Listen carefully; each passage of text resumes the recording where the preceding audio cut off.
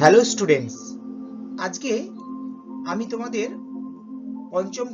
পঞ্চম শ্রেণীর ক্লাসের লেসন 1 গান্ধীদা মহাত্মার পার্ট 2 প্রতিটি লাইনের বর্ণনা করে এবং তার থেকে যে কোশ্চেনগুলো হয় সেগুলোও বলবো, তাই ভালো করে শুনে নিও।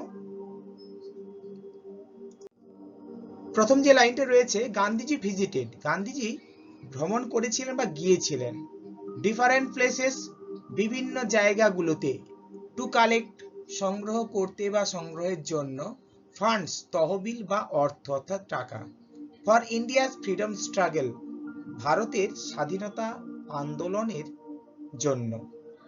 তাহলে গান্ধীজি ভিজিটেড, গান্ধীজি গিয়েছিলেন ডিফারেন্ট প্লেসেস, ভিন্ন ভিন্ন জায়গায়। তার উদ্দেশ্য কি ছিল? টু কালেক্ট, সংগ্রহ করা বা সংগ্রহ করতে, ফান্ডস, ফান্ডস মিন্স হচ্ছে তহবিল, ফর ইন্ডিয়াস ফ্রিডম স্ট্রাগল, ভারতের স্বাধীনতা আন্দোলনের জন্য। তাহলে এখান থেকে প্রশ্ন হতে পারে যে হোয়ার ডিড গান্ধীজি ভিজিটেড, অর্থাৎ গান্ধীজি কোথায় গিয়েছিলেন? না, গান্ধীজি ভিজিটেড ডিফারেন্ট প্লেসেস। তাহলে Gandhiji visited different places. Next question হতে পারে why did Gandhiji visit different places, কেন গান্ধীজি বিভিন্ন জায়গায় গিয়েছিলেন? তাহলে Gandhiji visited different places to collect funds for India's freedom struggle.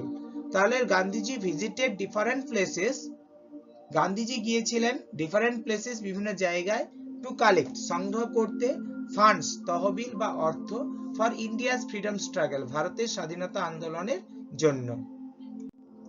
Next যে লাইনটা রয়েছে, ওয়ান্স হি ভিজিটেড ওড়িশা, অর্থাৎ একবার কি হয়েছিল?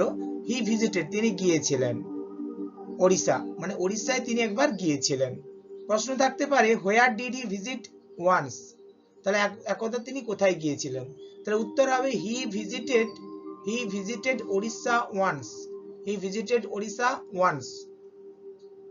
নেক্সট যে স্লাইডটা রয়েছে তাতে রয়েছে there he met an old woman, সেখানে তিনি সাক্ষাৎ করেছিলেন, দেয়ার হি মেট, সেখানে তিনি সাক্ষাৎ করেছিলেন অ্যান ওল্ড ওম্যান, একজন বৃদ্ধ মহিলার সঙ্গে। প্রশ্ন থাকতে পারে হুম ডিড গান্ধীজি মিট, অর্থাৎ গান্ধীজি কার সঙ্গে সাক্ষাৎ করেছিলেন?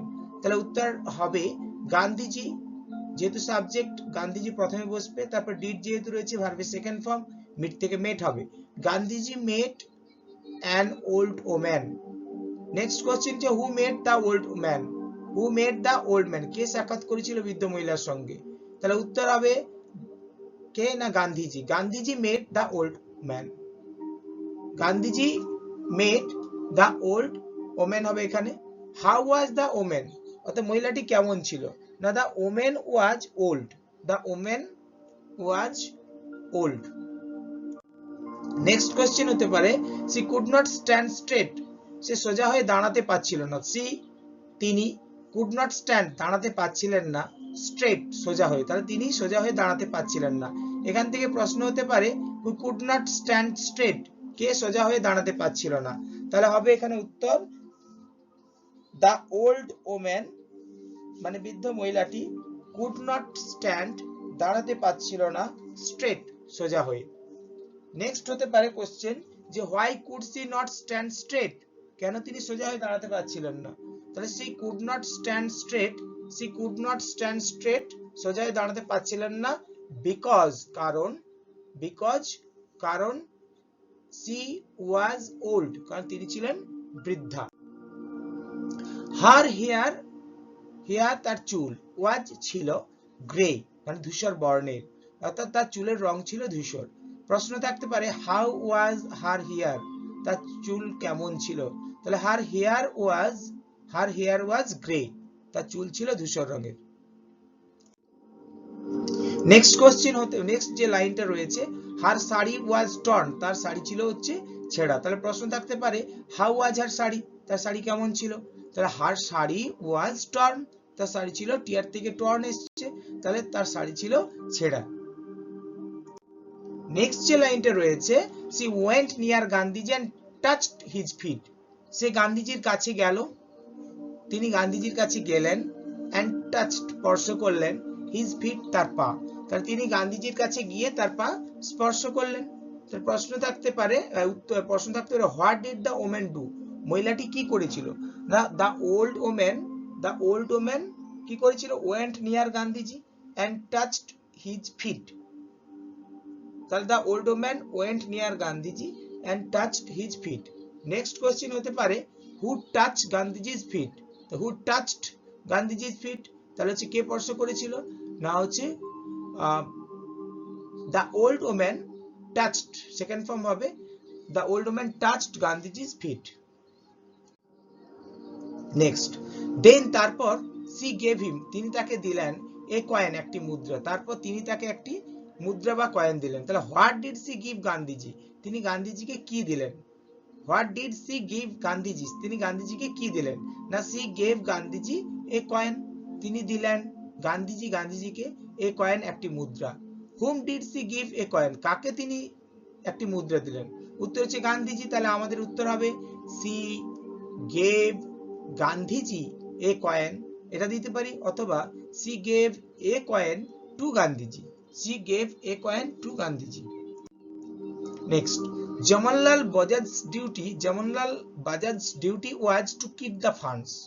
জওহরলাল বাজাজের কর্তব্য ছিল সেই ফান্ডটিকে বা তহবিলটিকে বজায় রাখা। তাহলে জওহরলাল বাজাজের ডিউটিটা কি ছিল, না Jawaharlal Bajaj duty was to keep the funds, Jawaharlal বাজাজের দায়িত্ব ছিল ওই তহবিলটিকে রাখা বা তহবিলের হিসাব রাখা।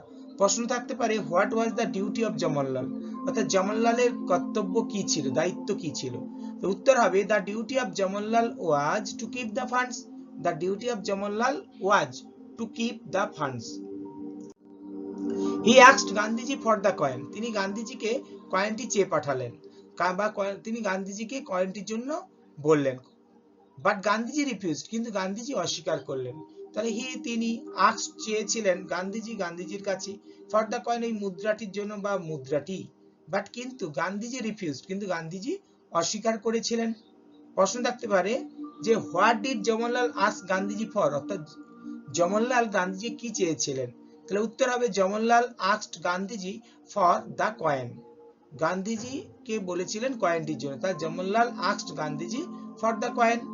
নেক্সট কোশ্চেন হতে পারে what did Gandhiji do then, Gandhiji তখন কি করলেন, না গান্ধীজি তখন কি করলেন, না গান্ধীজি দিতে অস্বীকার করলেন কয়েনটিকে। তাহলে Gandhiji refused to give the coin to Jawaharlal, তাহলে Gandhiji refused to give the coin to Jawaharlal.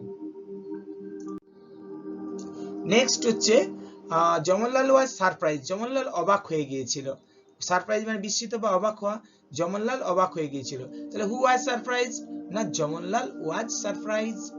Why was Jawaharlal surprise, কেন জওহরলাল বিস্মিত বা অবাক হয়ে গিয়েছিল, তাহলে জওহরলাল ওয়াজ সারপ্রাইজড বিকজ, আমি বলেছিলাম হোয়াই দিয়ে প্রশ্ন হলে বিকজ দিয়ে লিখতে হবে। তাহলে Jawaharlal was surprised because he asked Gandhiji for the coin but Gandhiji refused. তাহলে Jawaharlal was surprised because Jawaharlal asked Gandhiji for the coin but Gandhiji he refused.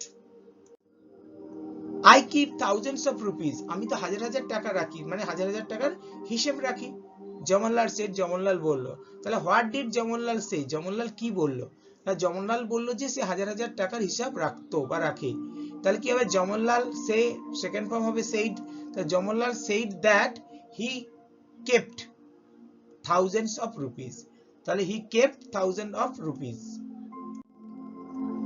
This coin is worth much more than those thousands, Gandhiji told him, বলছে এই কয়েনটির মূল্য অনেক বেশি, this coin is worth, এই মুদ্রার মূল্য much more, অনেক বেশি, than those thousands, ওই হাজার হাজারের থেকে, গান্ধীজি told, গান্ধীজি বললেন him তাকে।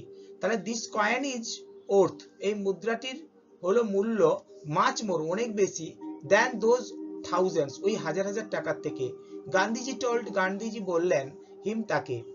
প্রশ্ন থাকতে পারে what did Gandhiji tell him, Gandhiji তাকে কি বললেন, না Gandhiji told him that that coin was worth much more than those thousands, তাহলে Gandhiji told him that, this coin থেকে দ্যাট কয়েন হবে আবার, দ্যাট কয়েন ইজ থেকে was, that coin was worth much more than those thousands.